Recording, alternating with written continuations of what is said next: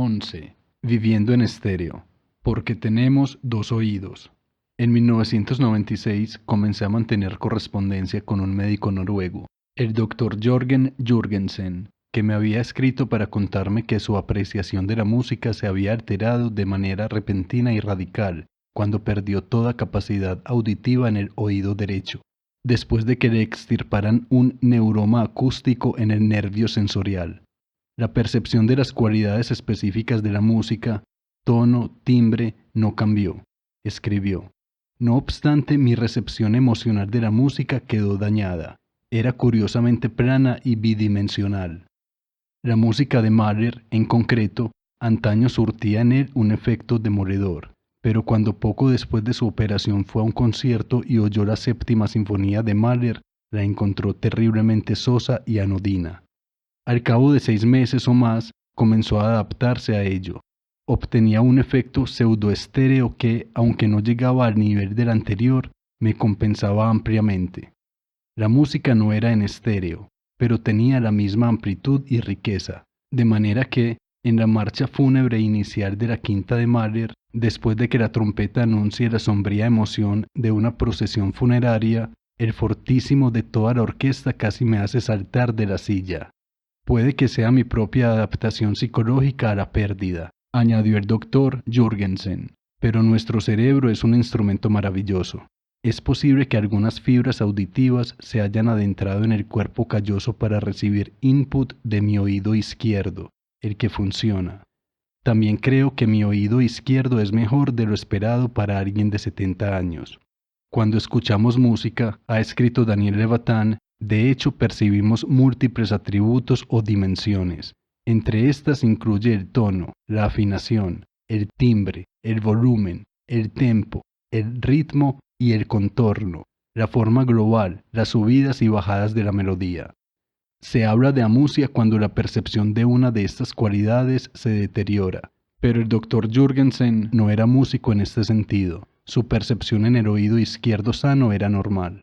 Levitan menciona otras dos dimensiones, la localización espacial. Escribe, es la percepción de lo distante que está de nosotros el foco sonoro, en combinación con el tamaño de la habitación o la sala en la que se halla la música, y distingue la amplitud de cantar en una gran sala de conciertos del sonido de cantar en la ducha. Y la reverberación, escribe, desempeña un papel infravalorado a la hora de comunicar emoción y crear un sonido general agradable. Eran precisamente estas cualidades las que el Dr. Jørgensen echó de menos cuando perdió la capacidad de oír en estéreo. Cuando iba a un concierto encontraba que le faltaba amplitud, volumen, riqueza, resonancia, y por eso la música era sosa y anodina. Me llamó la atención la analogía con la que experimentan aquellos que pierden el uso de un ojo, y con él su capacidad para ver estereoscópicamente. Las resonancias de perder la estereoscopía pueden tener una trascendencia inesperada, provocando no solo un problema a la hora de juzgar la profundidad y la distancia, sino un aplanamiento de todo el mundo visual, un aplanamiento que es a la vez perceptivo y emocional. La gente que se halla en esta situación menciona que se siente desconectada, que le resulta difícil relacionarse con lo que ven no solo espacialmente, sino emocionalmente. Recobrar la visión binocular, si llega a ocurrir, puede proporcionarles un gran placer y alivio, pues el mundo vuelve a parecer visual y emocionalmente rico. Sin embargo, aunque se recupere la visión binocular, puede que se dé un lento cambio, una adaptación análoga a lo que describió el Dr. Jørgensen, la aparición de un efecto pseudoestéreo. Es importante recalcar la palabra pseudoestéreo. La percepción estéreo real, ya sea visual o auditiva, se basa en la capacidad del cerebro de inferir profundidad y distancia, y cualidades como la rotundidad, la amplitud, el volumen, a partir de las disparidades entre lo que transmiten los dos ojos u oídos de manera individual, una disparidad espacial en el caso de los ojos, una disparidad temporal en el caso de los oídos. Surgen aquí diferencias ínfimas, disparidades espaciales de unos pocos segundos de arco con la visión, o de microsegundos con el oído. Esto permite que algunos animales, sobre todo los depredadores nocturnos como los búhos, construyan un auténtico mapa de sonidos del entorno. Nosotros, los humanos, no llegamos a este nivel, pero utilizamos las disparidades binaurales, no menos que las pistas visuales, para orientarnos, para juzgar o formar impresiones de lo que hay a nuestro alrededor. Es la estereofonía lo que permite que los que asisten a conciertos disfruten de toda la complejidad y esplendor acústico de una orquesta o un coro que interpreta en una sala de conciertos diseñada para hacer que la escucha sea todo lo rica, sutil y tridimensional posible. Una experiencia que intentamos recrear lo mejor que podemos con 2 auriculares, o altavoces estéreo, o sonido surround. Solemos dar por sentado nuestro mundo en estéreo, y hace falta un percance como el del Dr. Jürgensen para comprender de manera cruda y repentina la enorme importancia de tener 2 oídos, que a menudo pasamos por alto. No se puede tener ninguna percepción en estéreo si uno ha perdido un ojo o un oído, pero como observó el Dr. Jürgensen, puede darse una extraordinaria adaptación o ajuste, y este depende de diversos factores. Uno de ellos es el aumento de la capacidad para juzgar las cosas utilizando un ojo o un oído, un uso intensificado de las pistas monoculares o monoaurales. Entre las pistas monoculares están la perspectiva, la oclusión, el paralaje de movimiento, el aspecto cambiante del mundo visual a medida que nos movemos en él, y las pistas monoaurales son quizá análogas a estas, aunque el oído tiene también mecanismos especiales. La difusión del sonido con distancia puede percibirse monoauralmente y binauralmente, y la forma del oído externo, la pinna, proporciona valiosas pistas acerca de la dirección y las asimetrías del sonido que le llega. Si uno ha perdido la estereoscopia o la estereofonía, de hecho debe recalibrar su propio entorno, el propio mundo espacial. Y el movimiento aquí es especialmente importante, incluso movimientos de la cabeza relativamente pequeños pero muy informativos. Edward O. Wilson relata en su autobiografía, El naturalista, que, aunque perdió un ojo de pequeño, sigue siendo capaz de juzgar las distancias y profundidades con gran exactitud. Cuando le conocí me llamó la atención que continuamente moviera la cabeza adelante y atrás, y lo consideré una costumbre o un tic. Pero me dijo que no era nada de eso, sino una estrategia ideada para ofrecerle al ojo que le quedaba perspectivas alternativas, como las que recibirían normalmente los 2 ojos, lo que, al combinarse con su recuerdo de la verdadera estereoscopia, le daba una especie de simulacro de visión estéreo. Dijo que había adoptado este movimiento de cabeza tras observar movimientos parecidos en los animales, como los pájaros y los reptiles, por ejemplo, cuyos campos visuales tienen muy poco solapamiento. El Dr. Jürgensen no mencionó que él realizara movimientos de cabeza comparables, no serían muy bien recibidos en una sala de conciertos, aunque dichos movimientos podrían ayudarle a construir un paisaje sonoro más rico y diverso. Hay otras pistas que surgen de la naturaleza compleja de los sonidos y de las vicisitudes de las ondas sonoras cuando éstas rebotan en los objetos y las superficies que nos rodean. Dicha reverberación puede proporcionar una gran cantidad de información incluso a un solo oído, con lo que, tal como ha observado Daniel Levatán, desempeña un papel esencial a la hora de comunicar la emoción y el placer. Por esta razón, la ingeniería acústica es un arte y una ciencia importantes. Si una sala de conciertos o de conferencias está mal diseñada, los sonidos pueden quedar apagados, las voces y la música parecer desvaídas. A través de siglos de experiencia, los constructores de iglesias y auditorios han adquirido una gran habilidad a la hora de hacer cantar sus edificios. El Dr. Jürgensen dice que, en su opinión, su oído bueno es mejor de lo que sería de esperar en una persona de 70 años. El oído, la cóclea de cada uno, no puede mejorar a medida que envejeces, pero como ha demostrado claramente Jacob L., el cerebro puede mejorar su capacidad para hacer uso de la información auditiva de que dispone. Esta es la fuerza de la plasticidad cerebral. Se puede poner en duda el hecho de que algunas fibras auditivas se hayan adentrado en el cuerpo calloso de otro oído, tal como sugiere Jürgensen. pero lo que es casi seguro es que se han producido cambios significativos en su cerebro mientras se adaptaba a vivir con un solo oído. Deben de haber ocurrido nuevas conexiones, se han incorporado nuevas zonas, y una técnica de producción de imágenes cerebrales lo bastante sutil podría ser capaz de demostrar tales cambios. Parece probable, además, pues la visión y el oído normalmente se complementan mutuamente y tienden a compensarse cuando alguno está dañado, que el Dr. Jürgensen, de manera consciente o no, esté utilizando la visión y los datos visuales para representar en el cerebro la posición de los instrumentos de la orquesta y las dimensiones, amplitud y contornos de la sala de conciertos, como una manera de reforzar su noción del espacio auditivo.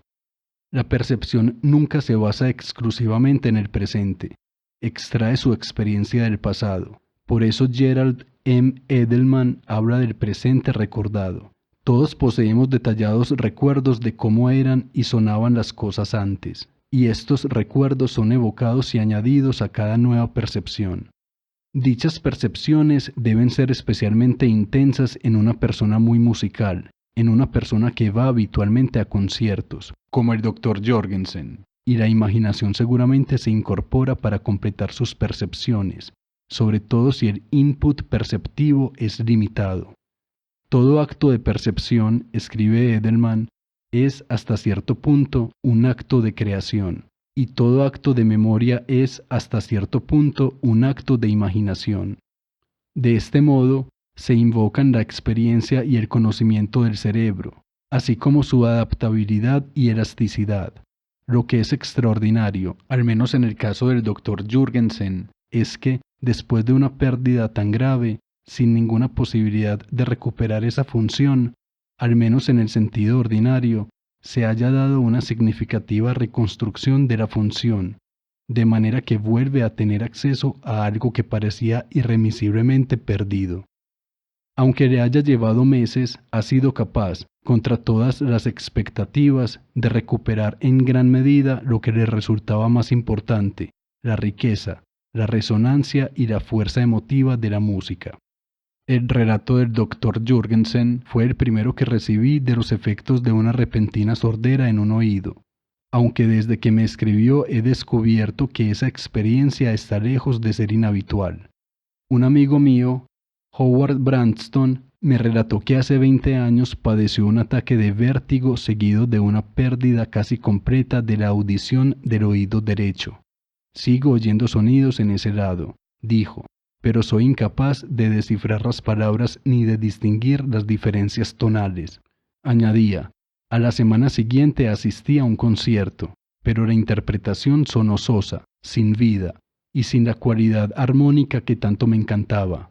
Sí, fui capaz de reconocer la música, solo que, en lugar de una de esas experiencias que elevan el ánimo, que era lo que yo esperaba, me deprimí tanto que se me llenaron los ojos de lágrimas. También había otros problemas. Howard era un gran aficionado a la caza, y en su primera salida a cazar ciervos posterior a la pérdida del oído, descubrió que su capacidad para localizar sonidos había quedado gravemente perjudicada. Antes me quedaba completamente quieto y podía oír el cotorreo de una ardilla listada, el rebuscar de una ardilla, pero la capacidad de localizar esos sonidos había desaparecido. Comencé a comprender que si deseaba seguir cazando, tendría que compensar esa desventaja sensorial. Después de varios meses, Howard descubrió muchas maneras de compensar esa pérdida de un oído. Analizaba la escena visual y auditivamente de manera alternativa, intentando fusionar los dos inputs perceptivos. Al cabo de un rato, dijo, podía escrutar la escena moviendo la cabeza de un lado a otro, junto con un ligero movimiento arriba y abajo, como una ola, sin tener que cerrar los ojos.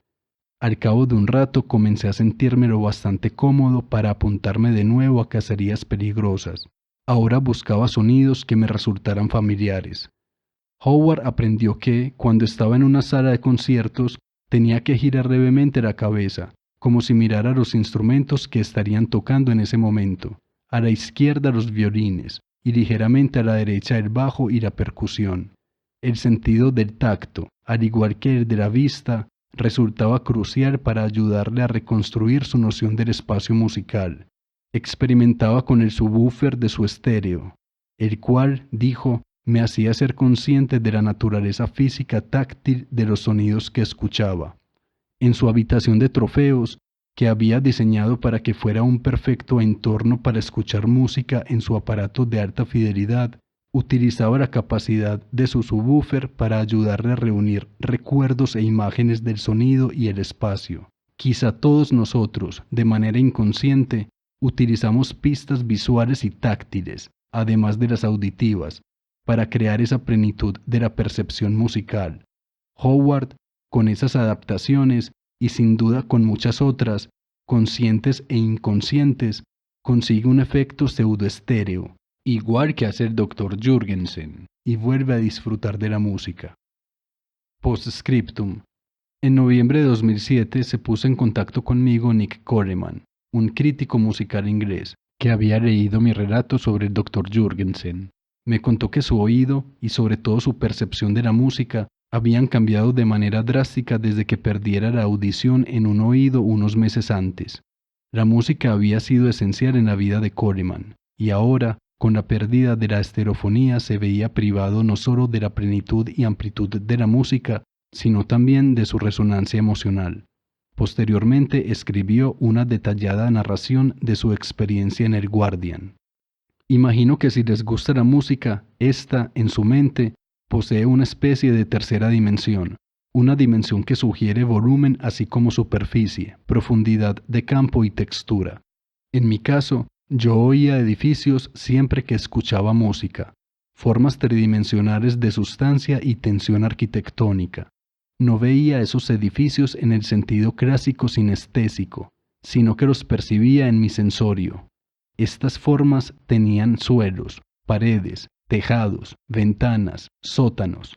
Expresaban volumen. Se construían a partir de superficies interrelacionadas que dependían la una de la otra a la hora de adquirir coherencia. La música siempre ha sido para mí un hermoso recipiente tridimensional, una vasija, tan real a su manera como la cabaña de un Boy Scout, una catedral o un barco, con un interior y un exterior, y espacios internos subdivididos. Estoy absolutamente seguro de que esta arquitectura era la responsable de que la música me provocara una reacción tan emocional.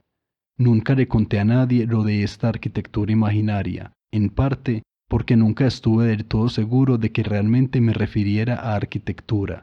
A lo mejor la expresión oír música arquitectónicamente significaba tan solo que no me sabía expresar. Pero ahora sí estoy seguro. Arquitectónicamente era la palabra justa. Lo que oigo ahora cuando escucho música es una representación plana en dos dimensiones, literalmente plana, como una hoja de papel con rayas. Si antes veía edificios, ahora solo me aparecen dibujos arquitectónicos. Puedo interpretar lo que me muestran los dibujos, pero la estructura se me escapa. Ya no puedo entrar en la música ni percibir sus espacios interiores. Los dibujos técnicos nunca me han provocado una reacción emocional. Esto es lo que realmente me duele. Ya no respondo emocionalmente a la música. 6 meses después de la pérdida auditiva de Coleman, aunque éste había experimentado cierta adaptación o recuperación por lo que se refería al equilibrio y a la función vestibular, escribió que seguía percibiendo la música plana en una rodaja de espacio. Ha aprendido a leerla de manera nueva, con esfuerzo, y ya se siente capaz de analizarla y emitir juicios estéticos, aun cuando sigue sin sentir gran cosa a nivel emocional. Pero todavía está empezando, y Coleman desea fervientemente que la música recupere su espacio tridimensional y le devuelva su arquitectura musical. Alentado por la experiencia del Dr. Jürgensen, Coleman se obliga a escuchar música cada día, procurando oírla como antes. Todavía conserva el recuerdo, la imaginación de lo que era oír con los dos oídos.